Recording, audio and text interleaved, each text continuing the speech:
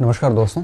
हम बहलोल लोदी पढ़ रहे थे और उसमें हम क्लास को अधूरी छोड़ दी थी और हम थे जैनपुर। जीवन परिचय कर लिया था बहलोल लोदी का और इसके बाद में बहलोल लोदी के जीवन परिचय के बाद में इससे संबंधित अभियानों पर चल रहे थे और उसमें हमने जौनपुर की समस्या जो थी उस पे बात कर ली थी। अब एक देखते हैं राजपूत राज्यों के उपद्रव।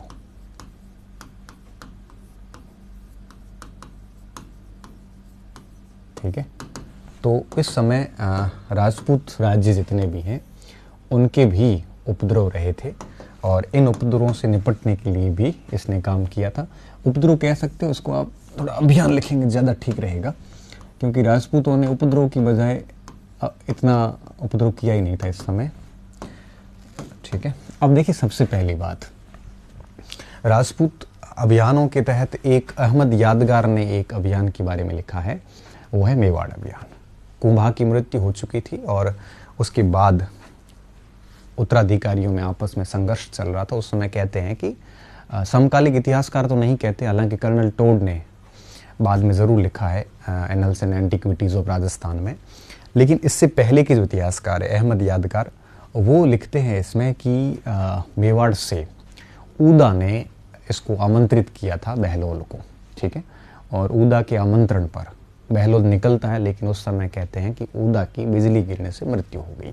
तब ऊदा के बेटे सहजमल और सूरजमल के साथ में ये बहलोल जो है मेवाड़ पहुंचता है, लेकिन कोई खास सफलता आज जो है वो नहीं लगी और सिंहाड़ के आसपास नाथद्वारा में युद्ध भी हुआ था और इस युद्ध में रायमल, जिसके विरुद्ध ऊदा ने इसको बुलाया था, वो पराजित होता है और इस जगह पे छत्रसाल वीरगति को प्राप्त होता है और इस पूरे आसपास के नाथद्वार के क्षेत्र के मंदिर वगैरह जितने भी थे वो इसने नष्ट करवा दिए थे।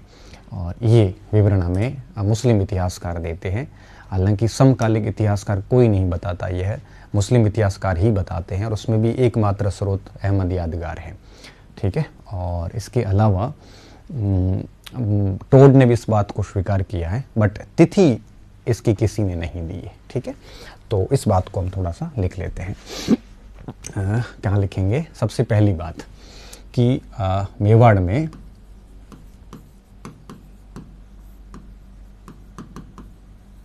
कुंभा के पुत्र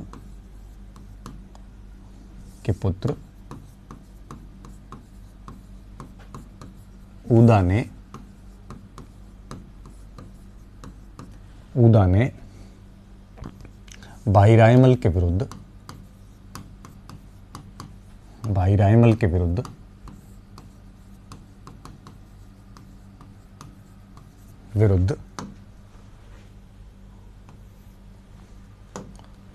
बहलोल को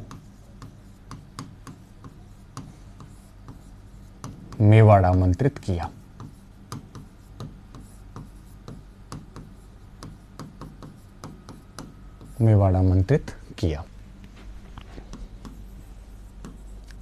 ठीक है, मेवाड़ आमंत्रित किया। अब अहमद यादगार आगे क्या लिखता है? आमंत्रित किया और इस पर बहलोल खां जो है वो आपके मेवाड़ जाता है।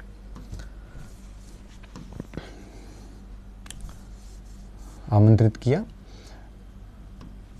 इसी समय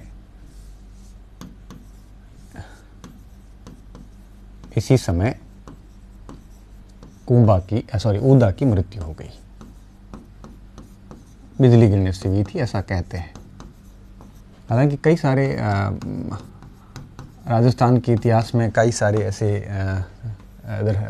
उल्लेख आते हैं जहां कॉन्ट्राडिक्शन आता है, तो ठीक है इसको सामान्य देख लेना। ठीक है, मृत्यु हो गई।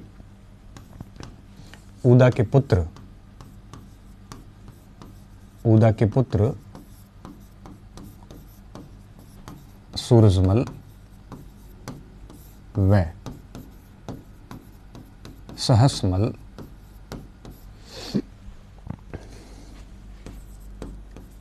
बहलोल को लेकर मेवाड़ आए।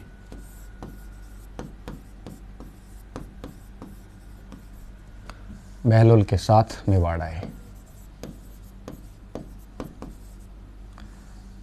बहलोल के साथ तो जच नहीं रहा है, सहसमल के साथ बहलोल सेना लेकर आया, के साथ बहलोल सेना लेकर आया।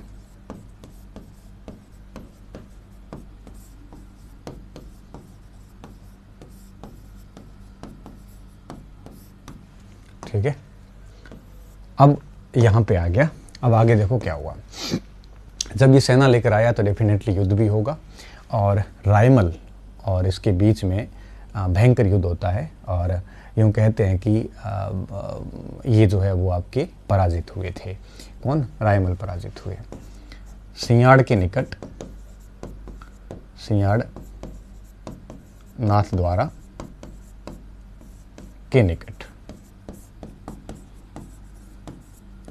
अब इस युद्ध में रायमल का जो भतीज है आपके छत्रसाल मारा गया, राजपूत पराजित हुए और यहाँ के आसपास के जितने भी धार्मिक स्थान थे वो सारे ध्वस्त कर दिए गए।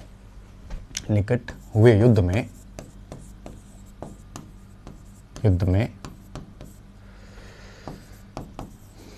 रायमल पराजित हुआ।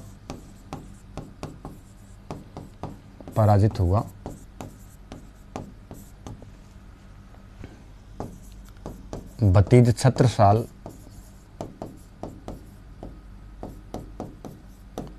वीर गति को प्राप्त हुआ।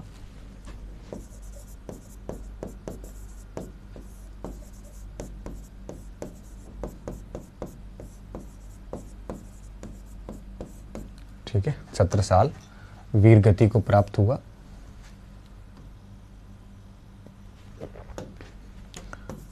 बहलोल ने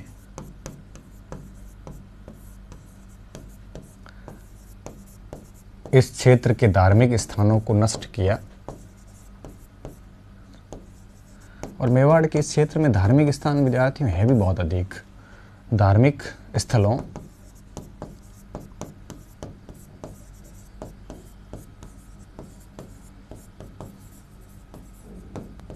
ठीक है, अब यही बात हो गई। ठीक है, अब हम आगे देखते हैं कि धार्मिक स्थानों को नष्ट किया वगैरह वगैरह।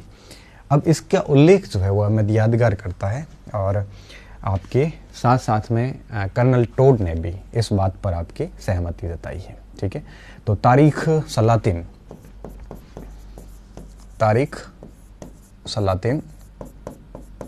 अफगान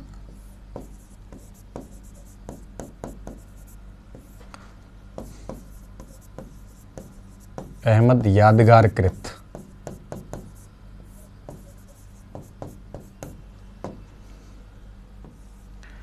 में से इस अभियान की जानकारी मिलती है।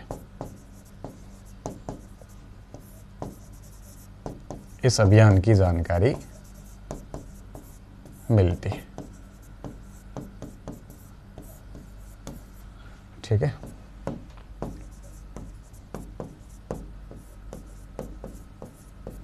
कर्नल टोड भी इसका उल्लेख करते हैं।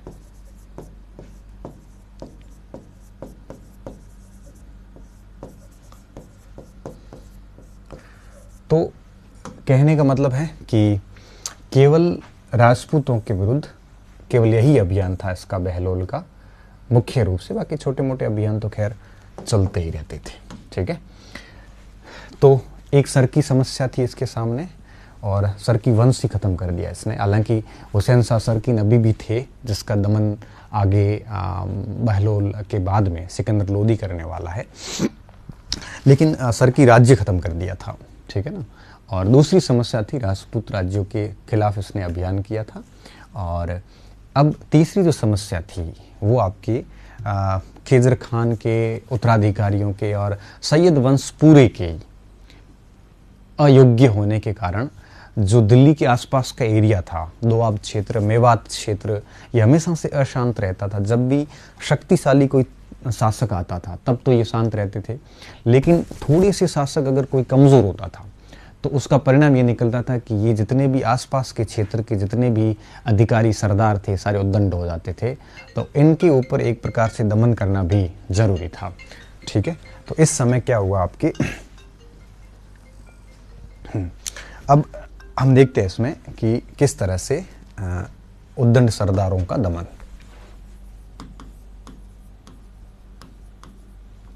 उद्दंड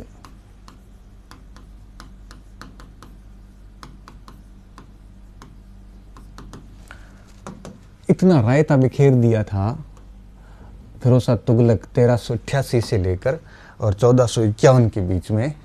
आप ये समझिए कि इन 60 वर्षों में इतना रायता फैला दिया गया था इन उत्तराधिकारियों के द्वारा कि समेटना अब लोधी वंश के बस की बात नहीं थी। 1388 में जैसे ही आपके गया वो फिरोज तुगलक, उसके बाद परवर्ती तुगलक शासक और सारे के सारे सैयद वंश के शासक, एक भी योग्य शासक नहीं था। और इस सल्तनत की दुर्गति का यही कारण था कि इन 60 वर्षों में एक भी योग्य शासक नहीं हुआ। ठीक है ना। तो अब देखिए उद्दंड सरदार तो होने ही थे। जब 60 वर्षों तक अगर कोई राजा शक्तिशाली ना आए, कठोर दमन करने वाला ना आए, तो आप सोच सकते हो कि उस क्षेत्र में आसपास के जितने भी आपके सरदार वगैरह होंगे वो कहाँ शांत रहने वाले हैं। ठीक है ना। तो कोई यहाँ पे इस समय शांत है वो था नहीं, तो इनका दमन करना बहुत ज़्यादा ज़रूरी था। ठीक है। तो देखिए दोआब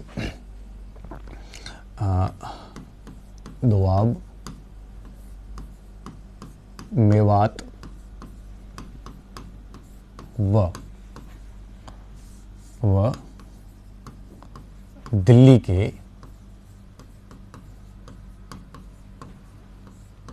आसपास क्षेत्रों में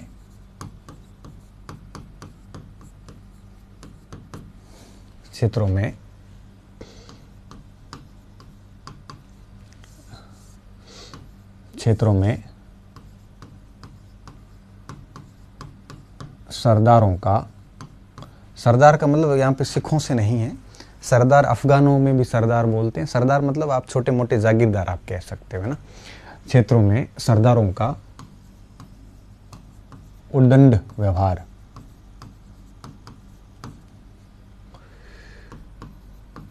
तेरह सौ 88 के बाद से ही चल रहा था।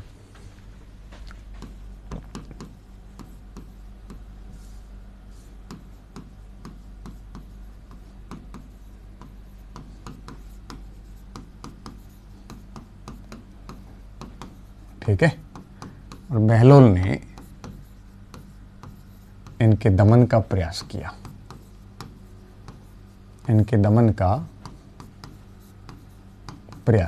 देखो प्रयास ही किया जा सकता है, इससे ज़्यादा इन्होंने कुछ भी नहीं किया। तो ये बात इतनी थी। इसी समय मुल्तान में लंगाओं का दमन भी किया था। इसी समय मुल्तान में लंगाओं का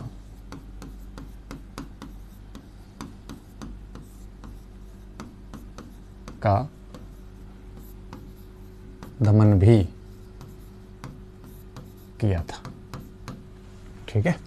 तो ये कुछ ऐसी बातें थी जो यूं कहिए कि खास ज़रूरी बातें तो नहीं है, बट ठीक है, फिर भी हमें ध्यान रखना ज़रूरी है। ठीक है। एक तातार खान का विद्रोह जो कि बहुत ज़्यादा इम्पोर्टेंट है, और ये उत्तर पश्चिमी क्षेत्रों में इसने है वो किया था। तातार खान का विद्रोह। एक मिनट।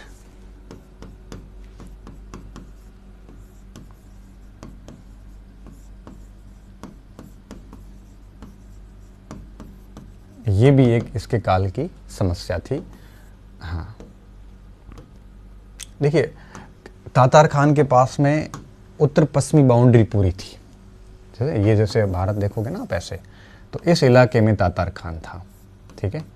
सरहिंद से लेकर, लाहौर से लेकर, मुल्तान से लेकर, ये सारे क्षेत्र इसके पास में थे, और इसने यहाँ पे विद्रोह कर लिया। अब जब इसने यहाँ पे विद्रोह किया तो इसका दमन करने के लिए बहलोल ने अपने बेटे निज़ाम खान को भेजा। ठीक है। निज़ाम खान यहाँ पे आता है और इस विद्रोह का सफलतापूर्वक दमन कर देता है। निज़ाम खान ये वही निज़ाम खान है जो आगे सिकंदर लोदी की उपाधि के साथ में सिंहासन आरूढ़ होगा। ठीक है। और तातार खान के विद्रोह के बाद में एक बहुत बड़ा डिसीजन लिया गया बहलोल के द्वारा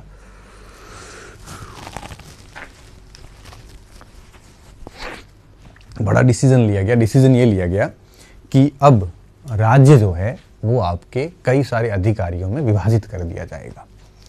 जैसे मसनद आली कहता था यह, मतलब अपने पूरे राज्य के स्तंभ कहता था उसको।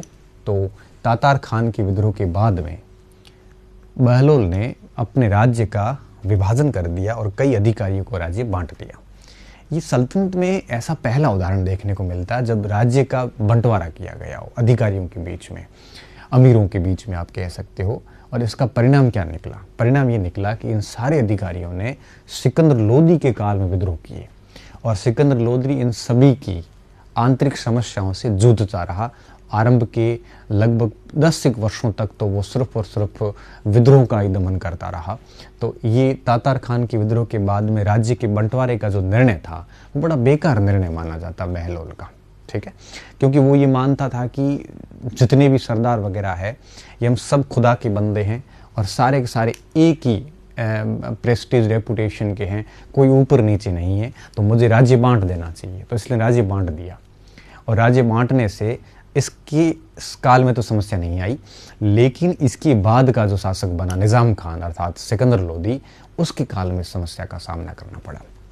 ठीक है, तो हम क्या लिखेंगे कि तातार खान ने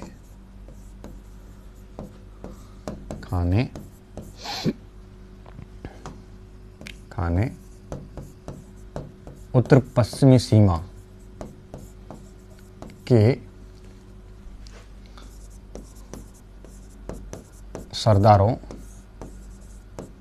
को साथ लेकर विद्रोह कर दिया। ठीक है, जिसके दमन के लिए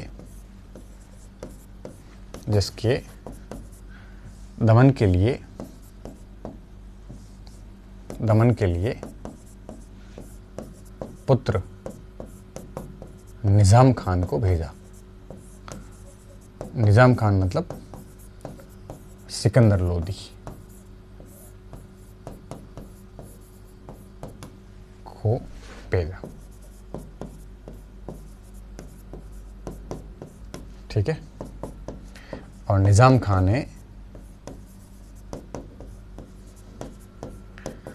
विद्रोह का सफलतापूर्वक दमन किया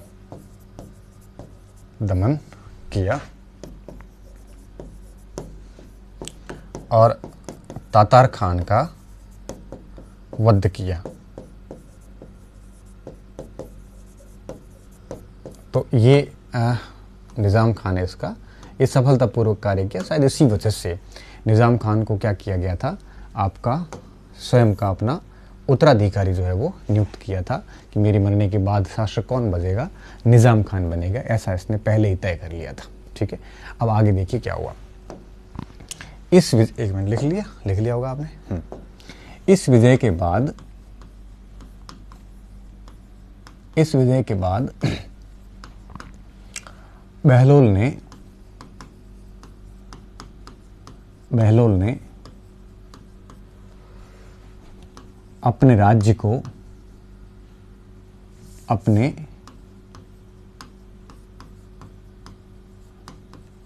साम्राज्य को अपने सरदारों, जिसे आप अमीर कह सकते हो, जैसे ये मसनद आली कहता था,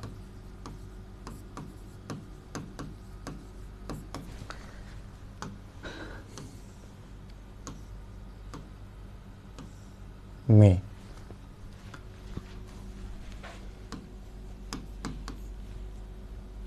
विभाजित कर दिया।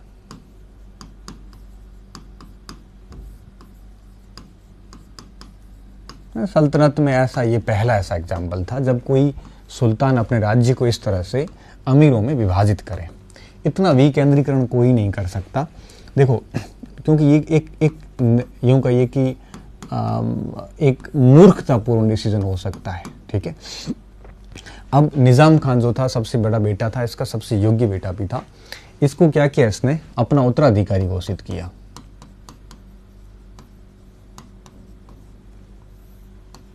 और जो उत्तराधिकारी होता है ना, उसको पास में रखा जाता है, दिल्ली और उसके आसपास। तो इसको उत्तराधिकारी घोषित करके कौन से क्षेत्र दिए, दिल्ली, दोआब क्षेत्र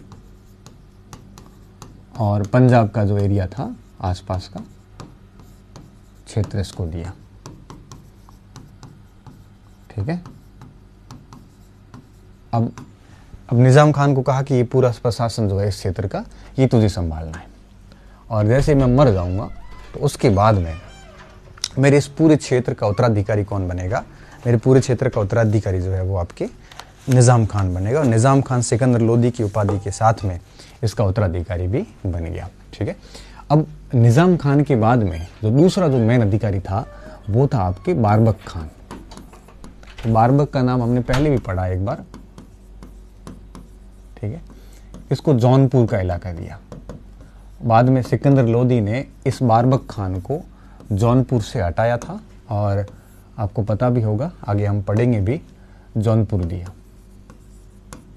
ठीक है, इसके अलावा आपके मुबारक नुहानी, इस व्यक्ति ने कोई विद्रोह नहीं किया, बाकी ऑलमोस्ट सारों ने विद्रोह किया था।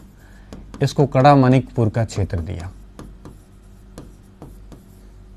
ठीक है, इसने कोई विद्रोह नहीं किया, बाकी ऑलमोस्ट सारे के सारे सरदारों ने इन्होंने विद्रोह किए थे। फार्मूली ने भी कोई विद्रोह नहीं किया। फार्मूली को बहराइच का इलाका दिया गया था, है ना, जहां सालार गाजी की मजार है वहां पे।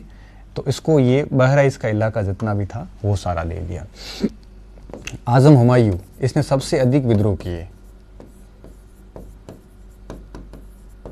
ठीक है, आजम हुमायूं, इसको लखनऊ और कालपी का जो इलाका था वो दिया था। लखनऊ व कालपी का मतलब बुंदेलखंड के आसपास का जो क्षेत्र था वो इसको दे दिया। खान जहां लोदी को बदायूं दिया।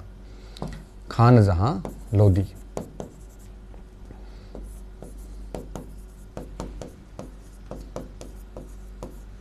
इसको कौन सा इलाका दिया, बदायूं का इलाका दिया। आप सोचिए, ऑलमोस्ट सभी ने, कुछ जैसे फार्मूली, मुबारक नुहानी, इनको छोड़ दो, बाकी सभी ने बाद में जाके विद्रोह किए, और सिकंदर लोदी के समय इन्होंने बहुत समस्या खड़ी करी। निज़ाम खान के समय बारबक, आजम हुमायूं, खान जहां लोदी, ऑलमोस्ट सारों ने बाद में जाके विद्रोह किए थे, क्योंकि सभी को समान अधिकार देके और साम्राज्य बांट दिया था इसने। ठीक है, तो ये एक बात थी, तातार खान के विद्रोह के बाद इसने ऐसा किया था। ये बात ऑलमोस्ट 1495 के आसपास की है। सन याद रखने की जरूरत नहीं है हमारे को। ठीक है, तो ये 4 हो गया, और एक 5वीं और आखिरी समस्या जो है वो हम थोड़ी सी और देख लेते हैं, उसके बाद में ये पूरा हो जाएगा। 95 सन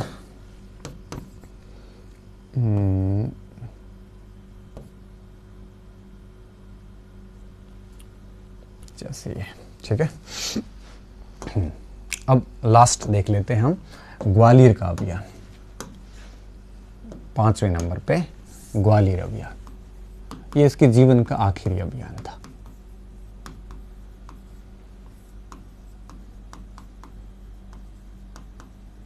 हाँ, ठीक है, ये इसके जीवन का आखिरी अभियान था, और इस अभियान के अंदर आप ये कहिए कि ये आखिरी अभियान था में किया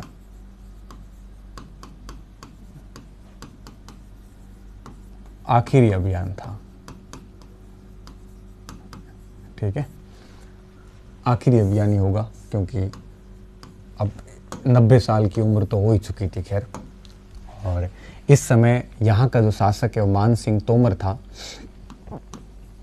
इसने अधीनता स्वीकार कर ली थी।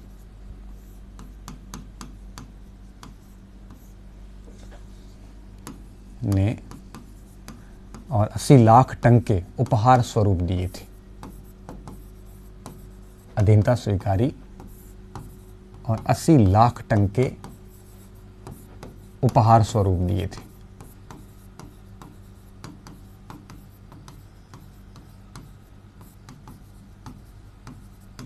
ठीक है, तो इस तरह से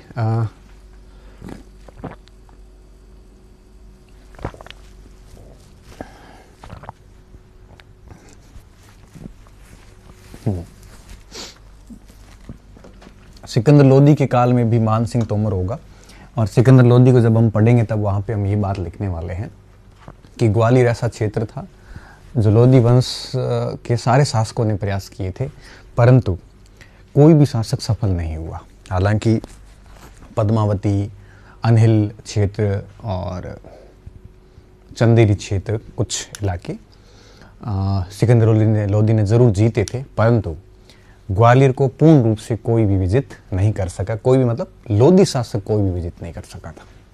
ठीक है, तो ये एक अभियान जो है वो आपकी ऑलमोस्ट असफल अभियान था, जिसमें हासिल कुछ भी नहीं हुआ था। ठीक है, और वापस रास्ते में आते वक्त इसकी जो है वो यूँ कहिए कि लू लगने से बीमार हो गया, और फिर आपके हम कह सकते हैं कि डेथ हो गई थी इसकी। ठीक है,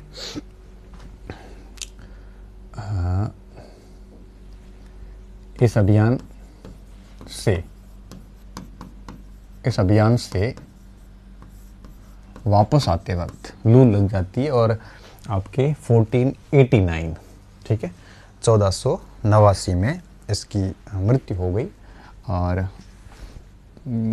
89 में मियानवली के अंदर मृत्यु हुई थी इसकी।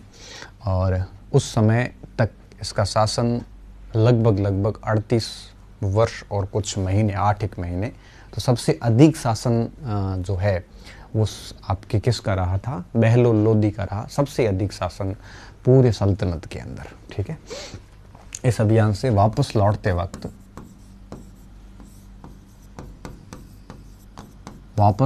वक्त लू लग गई। ठीक है, जिससे स्वास्थ्य कमजोर हो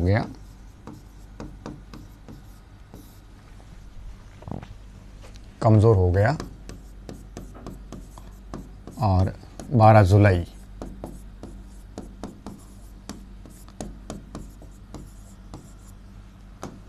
1489 को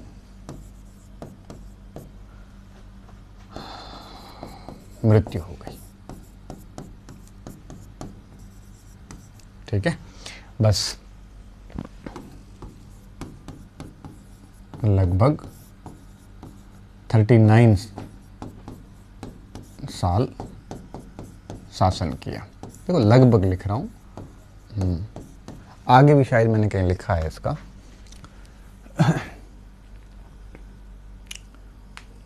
परिचय में लिखा होगा ना।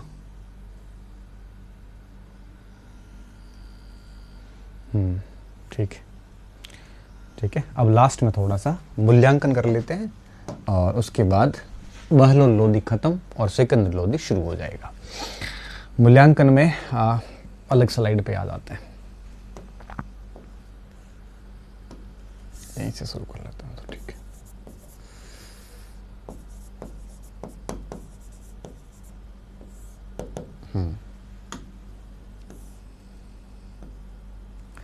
अब देखो मूल्यांकन की बात करें तो इसके सामने भी कई सारी समस्याएं थी। जैसे केंद्रीय कोष पर कब्जा करना एक समस्या थी, उद्दंड सरदारों की समस्या थी। उस समय तक अलाउद्दीन जो कि सैयद वंश का अंतिम शासक था वो भी जिंदा था। तो ये कई सारी ऐसी समस्याएं थी और जिनसे इसको निपटना था। इससे पहले भी राजकोष भी खाली था और साम्राज्य के अंदर यूं कहिए कि कमजोर उत्तराधिकारियों के निरंतरता के कारण अव्यवस्था भी फैल चुकी थी। उसके बावजूद भी ठीक ठाक शासन किया इसने, और इसके काल में कोई पुराने क्षेत्र तो कब्जे में नहीं आए, लेकिन नए क्षेत्र जाने भी इसने नहीं दिए। तो आंशिक रूप से यह एक प्रकार से सफल टाइप का शासन हम इसको कह सकते हैं। ठीक है, तो मूल्यांकन में सबसे पहली बात, अलाउद्दीन मसूद शाह जो था आपके, वो अभी तक सुल्तान अलाउद्दीन की उपस्थिति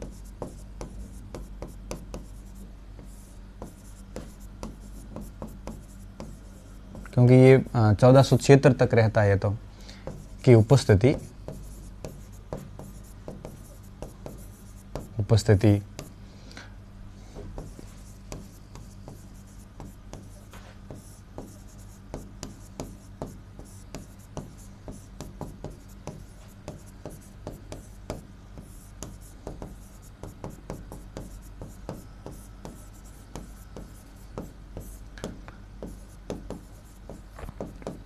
करना बहलोल के समक्ष प्रमुख समस्या थी।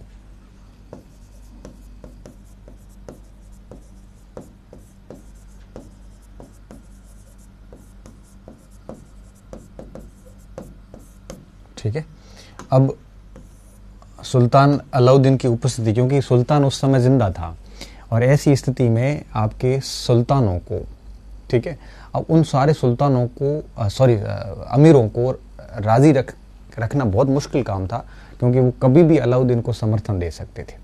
अगर कभी भी अलाउद्दीन को समर्थन दे दें तो बहुत दिक्कत आ जाती। क्यों? क्योंकि वो वापस सुल्तान बन जाता। दूसरा, केंद्रीय कोष पर नियंत्रण, क्योंकि जब तक राजा जिंदा था तब तक आप उसकी कोष पर कंट्रोल कैसे करोगे। केंद्रीय कोष पर नियंत्रण इसने कर लिया और करके वो जितना भी पैसा था वो सैनिकों में बांट दिया। ठीक है, ताकि कोई भी सैनिक आपके यूं कहिए कि विरोध नहीं करेगा, और अगर सैनिक विरोध नहीं करते हैं तो आपके किसी भी प्रकार का कोई दिक्कत है वो नहीं आएगी। ठीक है, तो यहाँ पे क्या करेंगे, इस पर नियंत्रण करके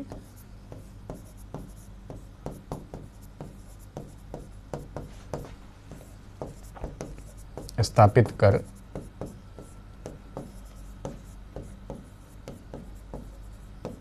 इसका धन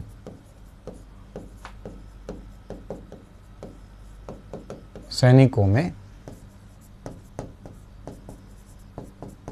वितरित कर दिया। कौन लिखता है? अब्दुल्ला खान लिखता है तारीख-ए-दाऊदी किताब में।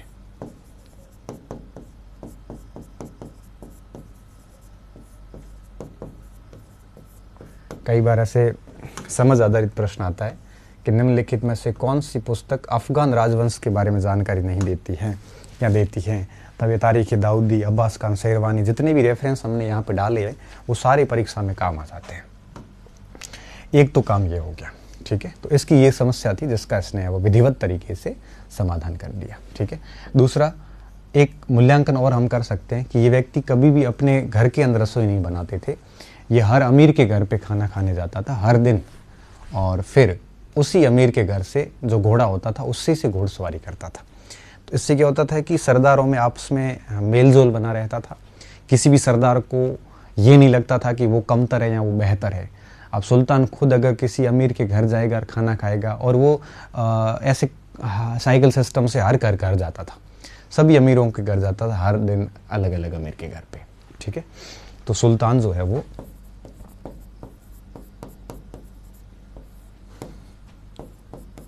हर दिन अपना भोजन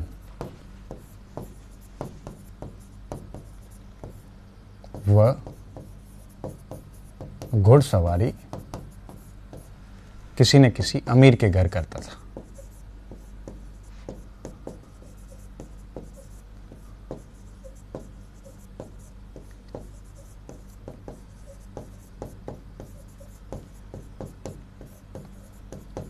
ये क्या तरीके होते हैं, जैसे मान लो कि आजकल हम देखते हैं ना कि नेता लोग भी जब वोट का टाइम आता है ना तो वो ऐसे घरों में जाएंगे खाना खाने के लिए।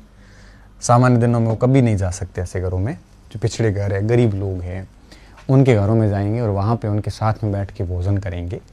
भले 5 साल तक उनका कोई काम नहीं किया उन्होंने, फिर भी अंत में वो वहाँ जाएंगे। प्रश्न पत्रकार को ये पूछना चाहिए कि आपकी 5 साल से सरकार थी, फिर इनकी स्थिति ऐसे रही कैसे?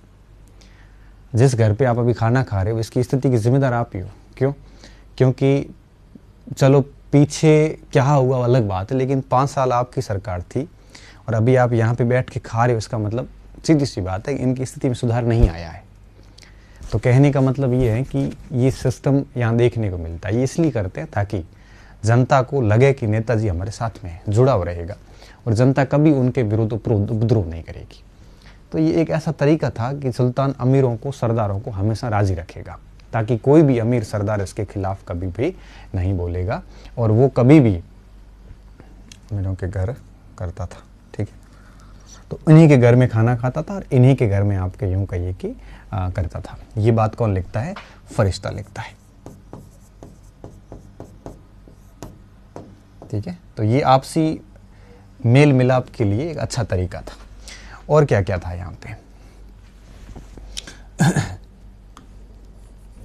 वह कभी भी अंगरक्षक नहीं रखता था। वो कभी भी अपने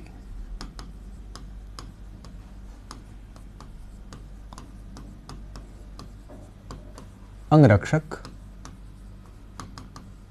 नहीं रखता था। ठीक है, कोई बॉडीगार्ड है वो नहीं रखता था, ऐसा वाक़यात मुस्ताक़ी में लिखा है।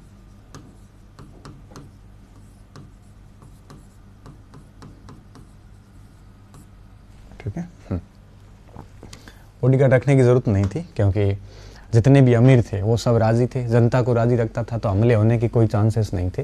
तो इस वजह से किसी भी प्रकार का कोई यूँ कहिए कि अमीर वगैरह ऐसा कुछ भी नहीं था और वो सभी को खुदा के बंदे मानता था। तो डेफिनेटली इस प्रकार की कोई लड़ाई वगैरह होनी नहीं थी। ठीक है, और इसके अलावा देखें तो न्यायपूर्ण, न्यायप्रिय व धार्मिक सहिष्णु शासक था।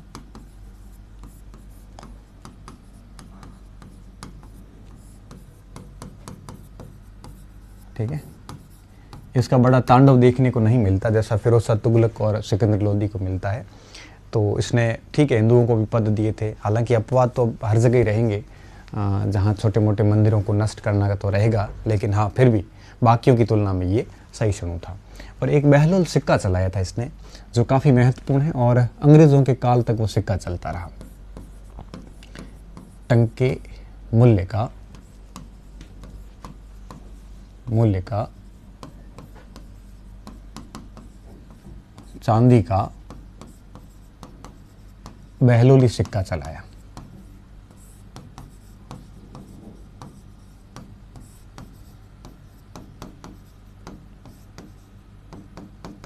जो मुगल काल में भी अस्तित्व में था।